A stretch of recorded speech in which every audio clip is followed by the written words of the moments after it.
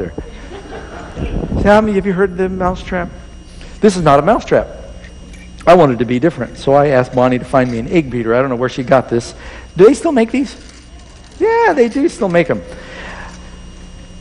If you looked at something like this, would you immediately assume that an intelligence produced it? How many would agree? Could you throw bombs at rock for years and never get one of these?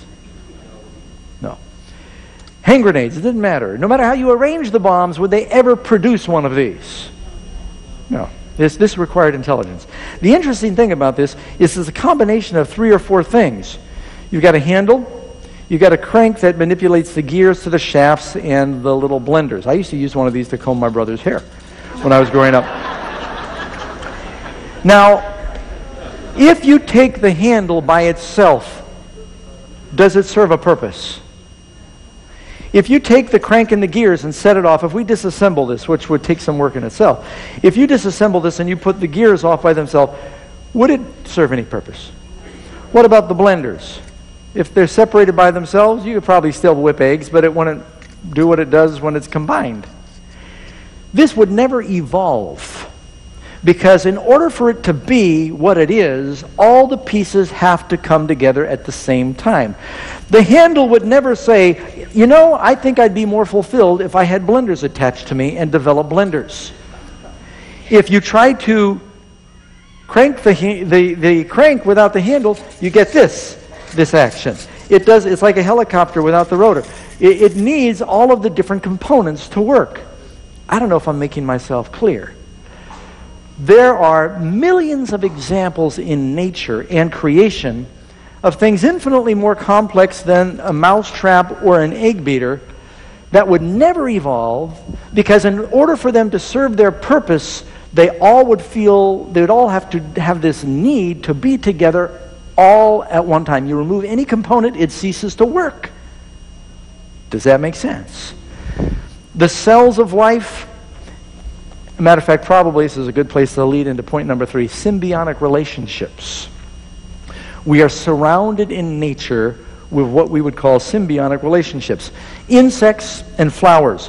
There are many flowers that will not pollinate unless they are pollinated by the proboscis that comes out of the nose of the butterfly. And if you go to the rainforest, there are some orchids that have a funnel that is a foot deep, and there is a moth that just so happens to have a proboscis that unwinds that far, and he only pollinates that orchid.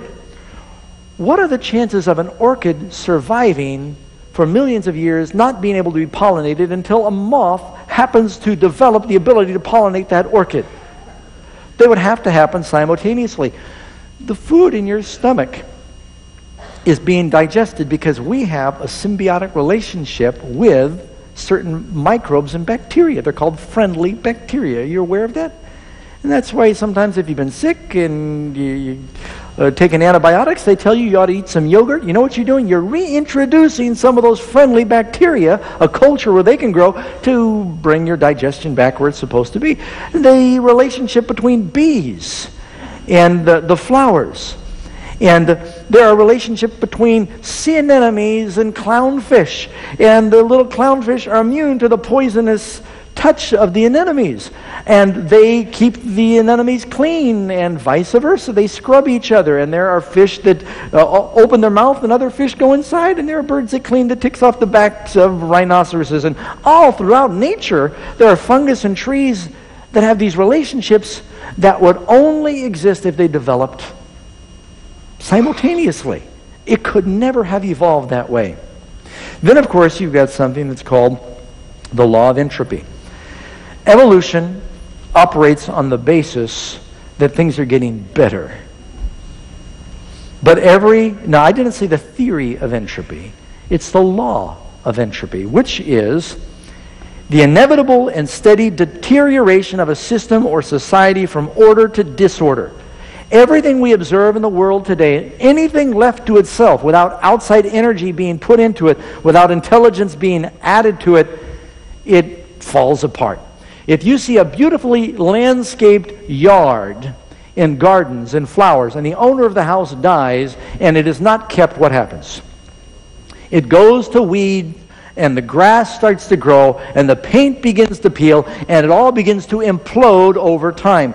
And that is a very simple fact that can be seen all through nature. Anything left to itself will begin to deteriorate, to work its way down. Evolution is teaching the exact opposite of what we scientifically observe in the universe.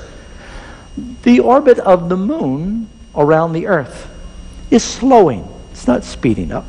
Matter of fact, it's slowly spiraling further out from the earth every year. And I forget what it is. It's in 1,000 years, it's 800 feet or something like that. It gets further out. And that works in the scenario of the earth being young, 6,000 years old. You can have the moon going out every 1,000 years, 800 feet, and still be in its orbit. But based on that scenario and those measurements, if the earth has been here for billions of years, the moon would have been rubbing against the earth based on that spiral. And just everything we see in the galaxies around us and what they call the expanding universe, things are not getting better, they're breaking down. They were started by the Lord during creation, but evolution is teaching that things are somehow spiraling up and getting better. Then you've got what we would call the flood of evidence. When you look around the world, and I saw it again just last week. This is one of the reasons that made me think of it. We drove by Pyramid Lake, which is over there in Nevada. And you could see where at one time, on the strata in the hillsides surrounding the lake, there are lines. You could take a level with a transit, put it in the ground, and you could follow that line on the hillsides. It would be perfectly level. You know why? Because water always levels itself in our world. The water had been at a much higher level at one time. And I have been in New Mexico and seen places where you're 8,000 feet up in the mountains. And there's seashells everywhere as far as you could see. You could just dig them out of the hills. The dinosaur bones and the bones and the fossils that we find around the world. You know how you get the multitude of fossils that you find around the world? There had to be some cataclysm that caused a tremendous flood, because the way you get fossils is all this mud and silt covers something quickly and it dies and it is pressed down and it leaves the impression. You don't get fossils when something dies and lays on the surface of the ground and blows away. It must be covered. Otherwise, if a person dies or an animal dies and it lays on the surface of the earth, insects, decomposition, animals of carrion, they break it apart and they carry it off, and you don't get a fossil. It must be covered quickly by mud. For years, the scientists tried to say, well, how did the evolutionary scientists, how did the dinosaurs die off? And they had all these theories of disease, changes in the atmosphere. And finally, they had to come to the conclusion, we found all these fossils in great heaps together, covered with silt. They obviously died in some cataclysmic flood. They could not deny it any longer. The evidence was so overwhelming. So you know what they said? Instead of saying, well, maybe there was a worldwide flood like the Bible says, they said, an asteroid must have hit the earth and caused a flood and buried all the dinosaurs. Have you heard this before? They're trying to find a way to get around the Bible account and still account for the fact that there's obviously been a global flood. Everywhere you look in the world is the evidence. Everywhere I've been in the world, I've seen the evidence firsthand with my own eyes. One of the things that turned me from being an evolutionist to a creationist was when I was living in this canyon in Southern California. And I could see evidence of high water, and this is an 11,000-foot mountain. I could see evidence of high water way up in those mountains, and I thought, I was reading the Bible at the same time, that there really was a global flood. Now, I was one of those people who first tried to take my evolutionary beliefs and mix them with the Bible, and I said, well, those 7 days of creation really were probably ages. Now, have you run into Christians that believe that? They try to they don't want to be embarrassed, because evolutionists love to scowl and look down upon people who believe in creation as though they're ignorant. Don't be intimidated by that. You have nothing to be ashamed of. The lack of evidence is on the side of the evolutionists. They have the burden of proof. You cannot show from scientific observation an example of organization and design and interworking systems coming from chaos anywhere that is observable in the universe. You cannot, and this is for me a slam dunk, if they believe that life began spontaneously without any intelligent input or assistance, then why can't any of the scientists or evolutionists anywhere in the world produce one single example of a cell of life being produced by a scientist? Can we manipulate life? Oh yeah, we can do in vitro, and we can do test tubes, and we can do all kinds of things where we take the life that God has made and manipulate it. But can we produce a single cell of life no matter what kind of laboratory environment we create? They have not been able to do it once, and yet they say it happened all over the world. Really? That's not very scientific. If it's scientific, show me. Now, can I show you where God created? No. But I can prove that you don't get intelligent systems and order and design from chaos. That is something. If you look at a car, one thing you know is somewhere there's a car maker. Am I right? And there have been many evolutionists who have been overwhelmed by the evidence. They look at a painting, they know there's an artist. They look at the book, they know there's an author. You cannot have intelligent creation and design without intelligence cooperating with that. Then, of course, you've got the living fossils that are an embarrassment. I did an amazing fact about this a little while ago. For years, they had these fossils of these fish that are called coelacanths. You've got one of them there on the screen. They were believed to be extinct. 65 million years was the date they put on the fossil. 65 million years. That's a long time. That's in writing. 1938. Someone fished one up near Indonesia. And I've got pictures there of someone swimming with a living example of a coelacanth. They are very rare. You only find them in the oceans around Indonesia.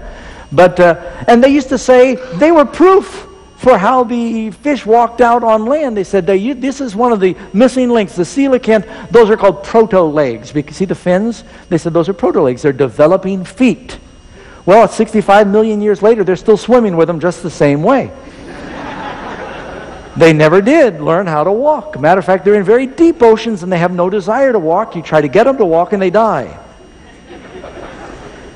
So it's a desperate attempt to believe something. Then you've got the horseshoe crab. And horseshoe crab, they say, is a living fossil because they find fossils and they say that they are, 150 million years old, and yet the fossils which you see on the screen, and a living one. I used to live on the Atlantic seaboard. You can see them. They all swarm up on the beach. How many of you have seen horseshoe crabs? Lived on the East Coast. They swarm up. They're a real menace, too. Kind of creepy when they crawl. They fall over on their back. But the fossils they've got that they said are 150 million years old are identical to the modern ones. And it is a real mystery why horseshoe crabs have what they call a primitive eye. How come it didn't get any more advanced if evolution is true? Why did they stop right at horseshoe crab? And a number of other examples. People will say the sharks are one of the most, they're living fossils because they've remained virtually unchanged for so many years. And what else? The alligator is a living fossil. And of course the clams have not changed in millions of years because they're found in all different strata. Let me share something with you that evolutionists don't want you to know. During the global flood, when creatures die, different kinds of creatures, reptiles, mammals, amphibians, bodies have different gases and density. They will sink and float at different times. In other words, suppose that you were to take a dozen lizards and a dozen mice, throw them in an aquarium, drown them all, observe them. You'll see that the lizards will sink first, days before the mice bloat and float to the top. The lizards will sink first. They will get covered by sediment first. The reason the dinosaurs are found deeper, at deeper levels, is because they were reptiles. They sank. They were covered by silt sooner than the mammals that floated. They are found at different levels. It is something that is observable scientifically today. But they say that these fossils are millions of years old. You know how they date many of the fossils? Listen carefully. I'm getting ahead of myself.